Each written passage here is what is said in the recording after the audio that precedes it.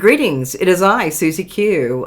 This is an old podcast that I had back in May 5th of 2018. So I'd love it if you could just please subscribe, maybe reply, and maybe give us a comment. I love sharing and caring, right? All right, so we're going to get started right now. And there's a question here. Have you ever told someone that you love that you're absolutely perfect just as you are? Just maybe for a moment, just to kind of realize who would that person be, or who would those people be, just to have that, so much of that love. And that reminded me of like Fred Rogers. In my podcast we've talked about Fred Rogers, but it was like super extraordinary. So all of these beautiful pieces, these podcasts, are really succinct and delicious. So we're going to focus on right now my own Akashic records. All right. I wrote this, I think, back in 2018 or maybe I don't know how, it might have been 2007 is when I had this Akashic record. She thought it was by accident. Day by day, a change occurred. It was as if she walked along, a piece of her fell away. With each new sunset, she found there was less of her. As days passed, a heightened sense crept in. Instinctively, she knew she was different. What it was that caused this event? Was it something she did to create this? If by chance this was a metamorphosis, what then would she become? Months go by, still no answers. More questions come to her mind. Uncertainty, confusion, anxiety, frustration manifested in her new existence. If it was that pieces of her were meant to fall away, then what would be left of her? A shell? If the shell was all that was left, what kept it alive? Could it be that all that was left was just her heart? Her tender heart, porous, wanting feeling, in some ways had been forgotten. Standing naked, she looked into the mirror, and calm and knowing, she found she was there. All right. Yeah, it looks like the copyright is 2008 on this one. So we've got another kind of companion piece. Sometimes when I do my own written pieces, my Akashic records or my poetry or whatever you want to call it, right? So this is another one. It's called Love After Love. Love After Love. And this is Derek Walcott's beautiful piece called Love After Love. All right. The time will come when, with elation, you will greet yourself arriving at your own door, in your own mirror, and each will smile at the other's welcome and say, "Sit here, eat." You will love again the stranger who was yourself.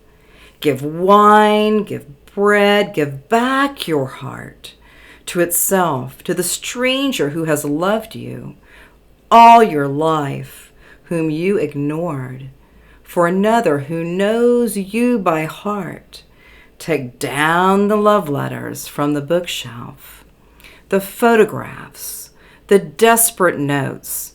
Peel your own image from the mirror. Sit and feast on your life. All right.